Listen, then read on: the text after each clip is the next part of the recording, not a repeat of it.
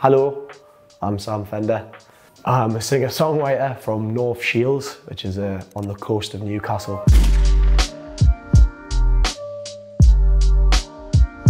I'm in a permanent state of shock, and I feel like I've got that imposter syndrome sort of for the last sort of year, because everything that's happened has been ridiculous. The whole time I've not like even been able to like even acknowledge what I'm doing currently, because I already know that there's something ridiculous coming next. So it's just been a complete and utter whirlwind.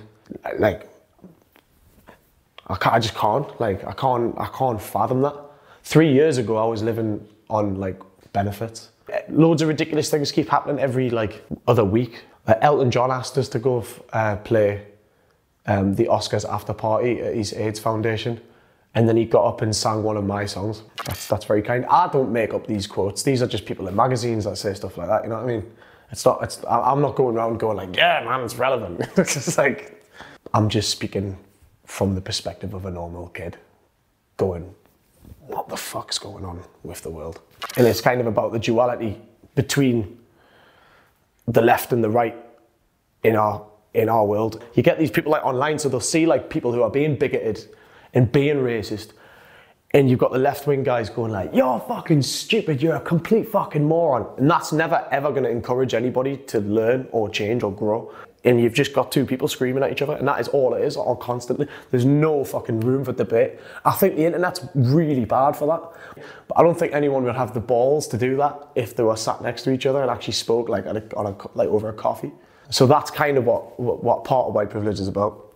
And then also, obviously, white privilege is about the concept of white privilege and how I had a feeling that when I was coming up, that maybe it's the fact that I'm a lad, I'm white, has probably had an effect on my career.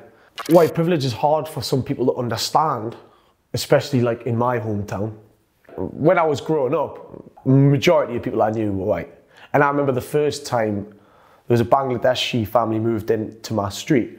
As a kid, I was like, whoa. It's like, that's amazing. And I became friends, and me and my friends at the bottom of the street, they're like, lovely family. I grew up with these guys. But I remember genuinely being like shocked, like as a kid, seeing someone that wasn't white. I think experiencing racism for the first time was a fucking eye opener. There was a Asian guy who lived like a couple of streets down from me.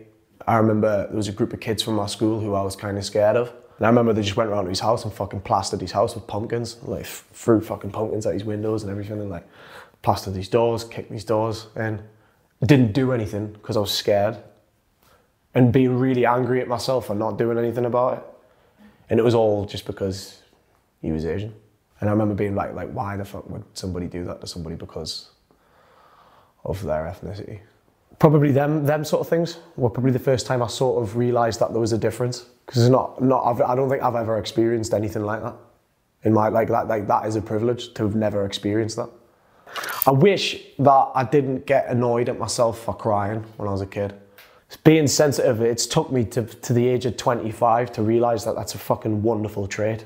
I used to have this kid used to, every fucking day in school, used to come up to us and used to get his hand like that and he used to push me face back, and it would sometimes you'd pop my nose and they'd be like, you're fucking crying, and I'd be like, ugh, and I'd go home. I'd try not to cry in front of them. I'd go home and then I'd get upset and cry at home, and I'd be so fucking angry at myself for crying.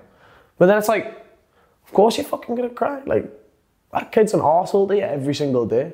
And I'd be like, you'd hear things growing up, like I'd have older peers, older men saying to us like, boys don't cry, or like, are you a man or are you a mouse? Or all these sort of fucking stupid like, and I grew up like fucking hating myself for being upset about that. I suppose because of the way we were raised, the way that boys are raised. Britain's got this kind of stiff upper lip thing, like don't show your emotions, keep calm and carry on, which is all fair and well, like, and then you have a mental breakdown. It's like, that's why people fucking go out and get drunk and punch the fuck out of each other. A lot of the reasons why is probably because they're dealing with some gnarly internal stuff that I haven't dealt with. I wish I could go back and tell myself, sit down with myself and say to little Sam that there's nothing wrong with being fucking sensitive. It's actually your best trait. They didn't make the record for a few reasons.